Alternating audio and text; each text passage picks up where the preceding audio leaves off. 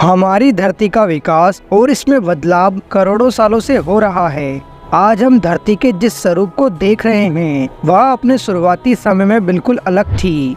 दरअसल आज से 20 करोड़ साल पहले जब हमारी पृथ्वी पर ना कोई देश था और ना ही किसी देश की बॉर्डर और कुछ था तो एकमात्र महाद्वीप जिसका नाम था पेंजिया। उस समय सारे ही देश आपस में जुड़े हुए थे और पूरी पृथ्वी पर एकमात्र महासागर था जिसे पेंथालासा कहा जाता है। हर तरफ हरियाली थी, खुला आसमान था और हमारी पृथ्वी पर जीवन तीसरी बार खत्म होकर दोबारा शुरू हुआ था। उस समय पेंजिया में डायनासोर के अलावा कई जीव रहा करते थे, लेकिन कुछ समय बाद ये बड़ा सा द्वीप पेंजिया 2 हिस्सों में बट गया और हमारी पृथ्वी पर 2 महाद्वीप बन गए।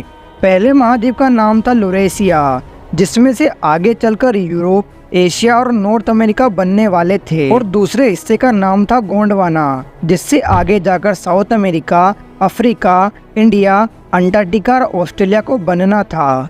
इन दोनों महाद्वीप के बनने से पेंजिया के बीच में पानी की एक बड़ी सी खाई बन गई और इसे तेथिस ओशन का नाम मिला। लेकिन एक सवाल आपके दिमाग में आ रहा होगा कि ये सब आखिर हम जान कैसे पाए, क्योंकि इंसान तो पृथ्वी पर आज से कुछ 7 करोड़ साल पहले ही आया है, तो इसके बारे में हमें पता कैसे चला। दरअसल इस ज्ञान को दुनिया को देने का श्रेय एल्फ्रेड वेगनर नाम के एक वैज्ञानिक को जाता है, जिन्होंने साल 1912 में ही पेंजिया थ्योरी को दुनिया के सामने रखा था। तो दोस्तों, जब पेंजिया 2 हिस्से में बटा उस समय हमारा देश गोंडवाना द्वीप से जुड़ा हुआ था और अफ्रीका और भारत एक ही प्लेट पर टिके हुए थे। इसके बाद धीरे धीरे अंदरूनी प्लेट के सरकने से ये जमीन भी अलग होती गई और भारत का हिस्सा अफ्रीका से अलग होकर धीरे धीरे एशिया की तरफ बढ़ने लगा। वो जमीन आज के लद्दाख हिस्से की ओर तेजी से बढ़ रही थी और एक समय बाद इस प्लेट का लद्दाख वाले हिस्से से टकराव हुआ। दोस्तों, जब भी 2 प्लेट्स आपस में टकराती है तो भारी प्लेट नीचे की ओर सरक जाती है और हल्की प्लेट ऊपर उड़ जाती है।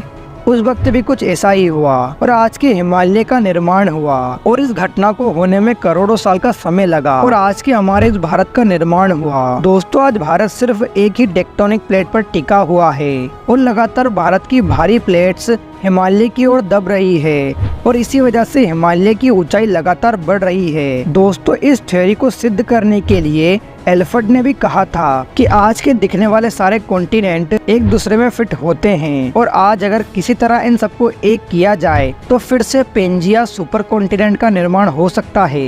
इसके अलावा एल्फ्रेड ने बताया कि कुछ ऐसे जानवरों के अवशेष जो करोड़ों साल पहले धरती पर रहा करते थे, उनके अवशेष आज के अफ्रीका और इंडिया दोनों में मिलते हैं, जिससे ये पता चलता है कि इंडिया एक समय अफ्रीका से जुड़ा हुआ था। एल्फ्रेड ने इसके अलावा भी कई सारे सबूत दिए थे। दोस्तों, इन प्लेट्स के टकराव से भूकंप और ज्वालामुखी का खतरा रहता है।